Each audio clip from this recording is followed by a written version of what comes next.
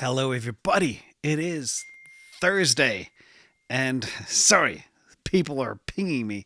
I forgot to kill that application. Anyway, it's Thursday. We have day 24 of ETFs, and what the heck is going on? A lot of crazy stuff, and this is nothing but exciting. So this is supposed to be a very short segment and end up being a 26-slide deck because there's so much to talk about just since yesterday. We have new records, we have new prediction models, we have some TA, and tons of news, including some very funny news too. Stuff that you think would never happen. Happened! I thought it was April Fool's Day. So also another huge piece of news too, and shout out to Jimmy Neal and Gail. Gail only comes out when the bull market's on, so that's a good bull market indicator. But MicroStrategy getting included to the S&P 500 and what that would mean. Wow. How far is it away? Wow. We'll do that too. So there's a lot to talk about. So let's go. And thank you as well to the mods in chat. Let me get my stuff ready. Yes. Okay, first of all, as you know, I've been analyzing these ETFs for 24 days, and I've been trying to refine a model that would predict, based on volume, how much money inflow and how much Bitcoin would be purchased by each ETF. I'm getting real close. 2 days in a row now, I've been within 5%, less than 5% of the BlackRock target. And this is basically the model. I take the volume, I take the price of Bitcoin, I look at the action, look at the history, and I can calculate real clear. Like yesterday, I posted this on Patreon. I estimated 234.5 Bitcoin would flow into BlackRock on Valentine's Day. It ended up being 224.3, so pretty close. Fidelity still needs some tuning, but I've mainly focused on BlackRock, and that is incredible. But this will help us as we go forward to estimate money flow, estimate price of Bitcoin, estimate volume, which will help us estimate exactly where these ETFs are going to go, especially when it comes into take into account our multiplier, which I'll talk about at the very end as well, because the graphic yesterday was really messy, and some people were confused. So. And also let me know if I'm going too fast. I tend to go fast because I have a little ADD. But if the speed, tempo is too fast or too slow, please let me know below. I'll read every comment. Now, other good news too. These ETFs are 24 days old. And those that bought it so far are on average 16% in profit. This is the realized price of the ETF holdings is now 42,500. The price of Bitcoin, it's actually more. It's more than 20% now because Bitcoin's at 52,300 as I speak live. But basically the average entry is 42.5 because a lot of the buying was done on that little dip. And that's why it's good to buy the dips. And the people that are in this new thing now, imagine you put a little bit of money or 1% allocation into an asset and you make 20% in 24 days. You know what you're going to do next? You're going to put more into that asset. Not talking about us who've been in it for a long time, but I'm talking about the new people that have just entered the fray. In addition, the breaking news, the IBIT is now the fourth biggest ETF out there. And the only ones ahead of it are the S&P 500 Spider, the QQQ, and the Russell 2000 iShares ETF. It's going up the charts real fast, which is stunning.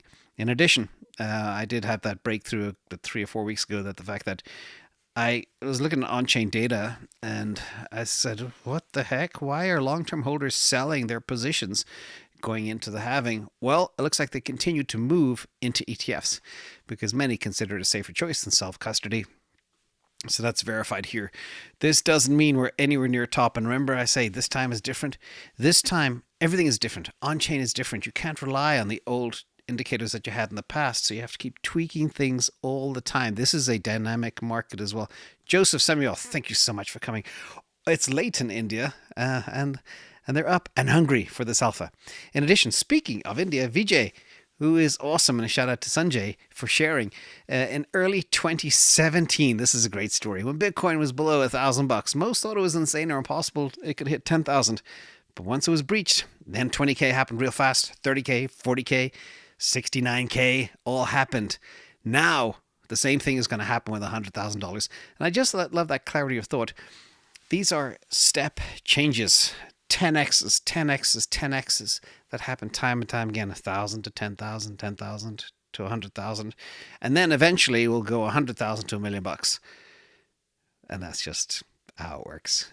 In disruption. In addition, this was also a big piece of breaking news from Joe Burnett. Shout out to Joe and the Bitcoin Therapist.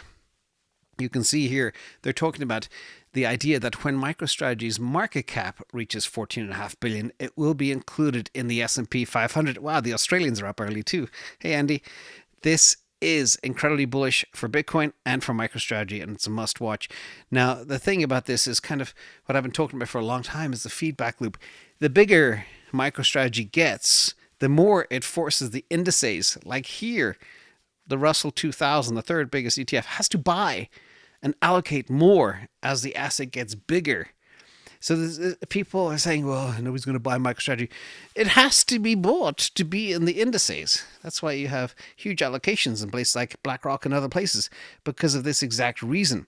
Now, the question is for those MicroStrategy holders, and if you watch this channel, you probably have MicroStrategy, you have CleanSpark, and a lot of people have been very happy so far over the last 13, 14 months, and especially over the last couple of weeks. It's been absolutely insane.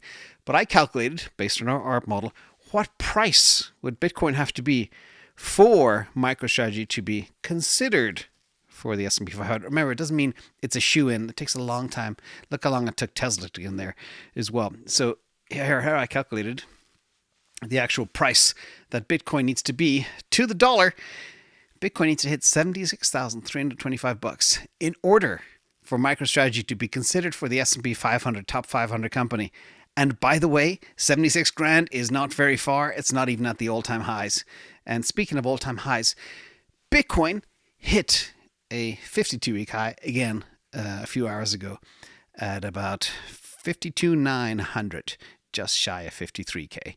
Again, this thing's hard. This thing's moving fast. And this will be an interesting one to watch. Now, if you get added to the S&P 500, everybody has to buy in an insane manner. And it'll just make it bigger and bigger, give them more and more money to buy more and more Bitcoin. Self-fulfilling prophecy. In addition, 10 billion is what they have right now. The gambit has paid off, and it's all over Bloomberg, etc. It's funny, when I pulled up the Bloomberg page, it has GBTC advertising there. And of course, they're being drained. But that's a separate issue we covered before. In addition, Bloomberg, again, speaking of, it looks like they're watching OCTA on Tuesday, because I did a lot of options analytics going out to September. And I saw a huge amount of strikes out of the 75K region. And this is, again, you're going to see, you see all the confluence here? 76K would qualify MicroStrategy to be at part of the S&P 500. Options bets are at 75K. Confluence. It's just came to me right now, actually. But here you can see a lot of bets are placed out there. 70K, even many at 100K as well. And heavily bullish, heavy calls. So other people are seeing that too. And when traditional investors see this, they know that, you know, the assets tend to go in that direction as well. So 75K, September, we'll see. In addition, another one from VJ. This is the 3 effects per him of Bitcoin ETF approvals. 1 is aping into Bitcoin has never been easier. This will amplify the parabolic phase of the bull market. That basically means, for the first time ever, it's very easy for people to allocate to Bitcoin with the ETFs. Second thing, unit bias problem is gone. No more it's too expensive to buy one Bitcoin nonsense. You can spend $26 or $42 or whatever on a share of an ETF, and that overcomes the, I need to buy one whole Bitcoin, which now is $53,000 or whatever, nearly crazy expensive, but that's all gone, the unit bias. So these 2 points I totally agree with. Third one is motivation to buy cheap altcoins destroyed. Yeah, I like the term cheap, but I'm not sure. People still degen into stuff, especially the younger generations, so they may not hold as much Bitcoin as others, but we'll see. But so I gave that one a little orange, but I thought it was interesting nonetheless. In addition, we have a 4th ETF hitting the Billy Club. Billy is for $1 billion. 4 spot Bitcoin ETFs in less than 24 trading days. It's insane. And Bitwise is most impressive because, you know why? It is crypto native. That is, it is not a TradFi firm pivoting to Bitcoin. It grew up in crypto. So shout out to the team at Bitwise. Bitwise, well done. In addition, speaking of other ones too, Fidelity. they are cutting their Bitcoin fees in Europe down from 75 basis points to 35 basis points per ETF stream. That is big too. Again, the Europeans are going to start looking at what the Americans are doing and look at the Bitcoin price, and they're going to start buying more of this too. Remember, in certain places in Europe, it's still very difficult to buy American spot ETFs, but this may help overcome that ramp too. And then more breaking news. This is kind of interesting too, because it's all related. Per 𝗥𝗘𝗔𝗞𝗜𝗚, Druck ditches tech for gold miners. Stanley Druckenmiller is a legend, a guru, but he ditched his Amazon. At the same time, Jeff Bezos sold about $2 billion as well. Broadcom, Avigo, and these stocks actually have done very well so far this year. But he's now buying the shares of beaten down gold miners. This confused me a little bit, because when you break down what the gold ETFs are doing, whether they're miners or spot ETFs, they are all doing horribly. They're all being drained. And this is kind of the new Bitcoin drinking gold's milkshake theory. That's the old story of somebody sucking money away, oil away from another asset class. But here you can see gold is hemorrhaging assets under management at an alarming rate across all ETFs nearly. And Bitcoin is going to drink gold's milkshake, and quite suddenly too. We're seeing that happen. There is a new gold in town, so the gold bugs must be in severe pain right now. The Peter chefs, shout out to Peter, hope he's okay. But this is kind of ugly, and they still pump it like a freaking meme coin. But anyway, we'll see. Speaking of as well, a little bit of history news. Berkshire Hathaway used to call Bitcoin rat poison. Well, look what's bigger than rat poison, and the answer is Bitcoin. So a little bit of a irony and fate colliding there as well, which is fun. And another piece of good news too, because there's so much FUD. We'll talk about the FUD masters in a minute, but there's so much FUD about how, Bitcoin's bad for the grid, etc. But here you can see Bitcoin reduces energy poverty in sub-Saharan Africa, because the ability to not only pull in renewable energies, but also create a sustainable grid using things like Bitcoin mining. And that is huge news, not only in the Western world, but also in emerging markets too. So well done, Bitcoin. Finally, shout out to the Bitcoin marketing department. Some of the best people here. We got the Garys and the Jimmys and Nassims and the Diamonds and the Warrens and all the faces that you know. All these people that must be so embarrassed right now. And remember, these are your so-called experts. Some of them have Nobel Prizes, 2 of them at least on this list that I know of. And then you have Larry Fink, okay? The biggest money runner on the planet. Who's going to win? The answer is easy. Once Larry came over, he knew it was game over. So super interesting. But something really weird happened. And I thought it was April Fool's when I saw this from Bitcoin Magazine this morning. Senator Warren honored Satoshi Nakamoto for the 15th anniversary of the network's launch with a commemorative flag flown over the US Capitol, unveiled by pubkey_NYC and Mark Good W_IN. Now, this, again, I thought it was April Fool's. It's like, what?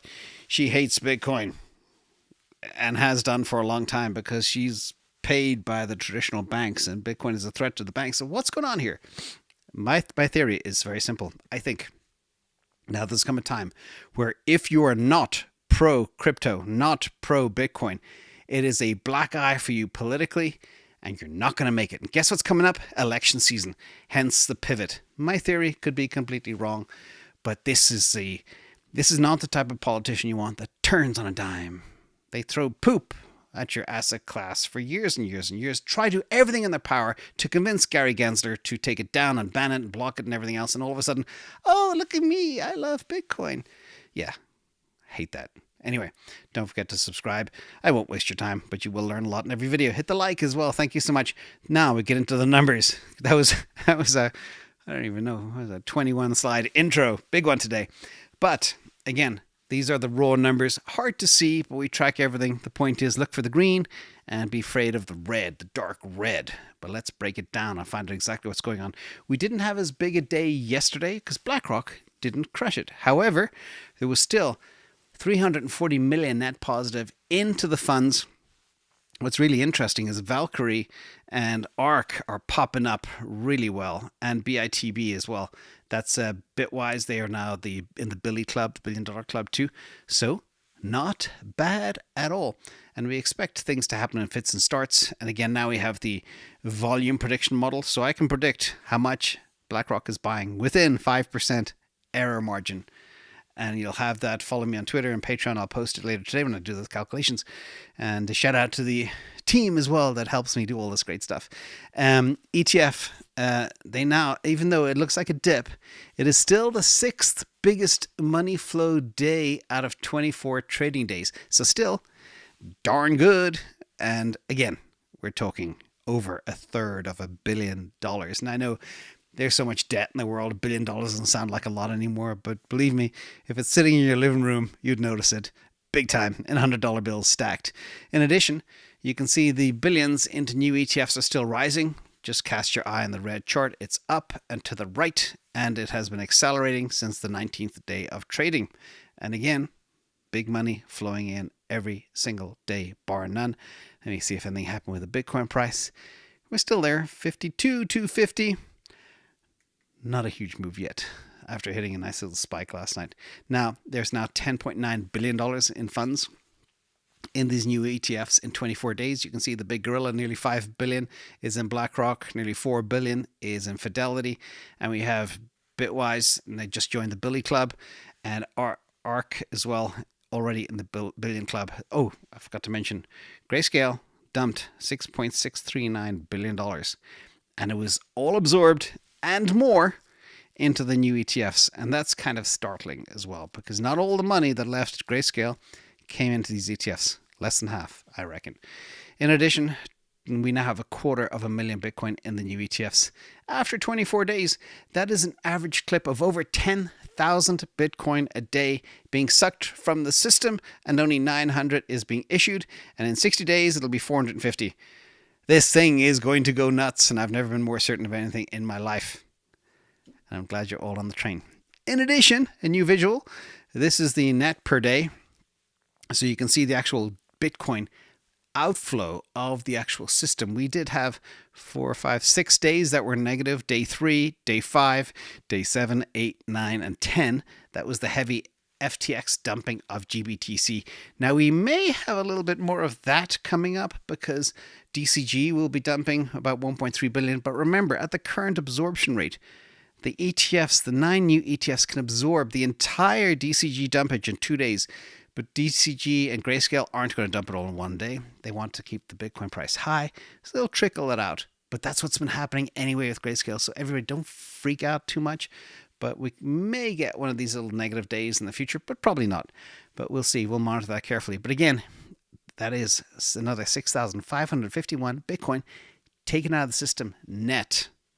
So the dumpage of GBTC plus the net new. So it's probably like 10,000 Bitcoin changed hands. Now, yesterday's multiplier, I cleaned up the graphic a little bit, make it a little bit clearer. Some people got confused. So let me just walk through it one more time. I want to make sure everybody is understanding this model. So right now we have an average clip of $500 million a day coming into the ETFs. These are just, remember, I am just talking about the 9 new ETFs. Not any of the ETPs in Sweden or the ETFs in Brazil or Canada or Europe that we just mentioned as well. Just the 9 new ones, okay? $500 million a day. Now, if that flow continues, you can see the numbers get a little bit crazy because that will increase the Bitcoin price by $500,000 in the next 252 trading days, which is the next year, which is insane. But again, that assumes the money flow increases. And remember, this multiplier of now 59 that I landed on does not take into account the halving. Once the halving happens, we're going to see the supply crunch. So you can actually take that number 59 and multiply by 2 approximately. So you're looking at 120 multiplier. So for every dollar that comes in, it's going to have 120 times that amount of impact on the market cap. Hope you're all following me. Now, let's look at a very conservative, sandbagged estimate of exactly what's going to go on. So I took a quarter of the $500 million average a day for the first 24 days. And guess what? that's about $125 million a day, which is peanuts compared to the size of assets in the world. It's nothing, but I like to be conservative. So we take 25% of 500 million, half a billion is 125 million, and then you multiply that by 252 days. Then you multiply that by the IA multiplier 59, and you get the net result, and you divide that by 50 million Bitcoin because so many are lost. And that is the impact. The 9 ETF impact Bitcoin price will be 123,900 on top of the existing price, which would take us to about 175K. My bull target back in 2023 was about 130K, 100 to 130K for Bitcoin. This changes everything. And this is just the 9 new ETFs. And this multiplier does not even take into account the halving. I couldn't be more bullish. But again, these are models and they work. So literally, I would not be surprised if I see $170,000 Bitcoin in the next year. And that will be kind of crazy. And especially when you see all the turning action happening now with this one here. I mean, what the hell? I still think it's April Fool's Day. I could be wrong. Now, a little bit of TA where we are on the actual chart. This is using our ATR model. We have seen at that level, which is level 5. I remember it's level 5, is at 52K. So expect a little bit of action around here. This is typically a historical resistance level based on the numbers, but the trend is up. That's the blue, and we are heading to 69K. The question is when. We shall see, but do expect a little bit of a headache. And remember, the way things happen with this asset, slowly, then suddenly, it runs up the hill really fast, takes a breather. Runs up the hill really fast, takes a breather. Runs up the hill really fast. So we'll see when this thing coils up. We'll see when the OTC desks are dead. We'll see when DCG is done selling. That has thrown a little bit of a tiny wrinkle into some of the models. But either way, I think we're going to be good, as long as you can wait another couple of days. Again, the new ETFs can absorb the DCG dump in 2 days only, so it's not that big of an impact. Thank you so much as well to everybody on Patreon. Thank you to TND, Tesla, and Henders, and the whole team for being here. Hope you enjoyed. I'm going to try do another video later, but I also have to record Cyber Bulls with Herbert and the team at 2 o'clock Pacific, so we'll see what we can do. But I might do another quick and dirty if I can pull the story together. But either way, great times ahead, everybody. Stay safe. See you later. Bye-bye.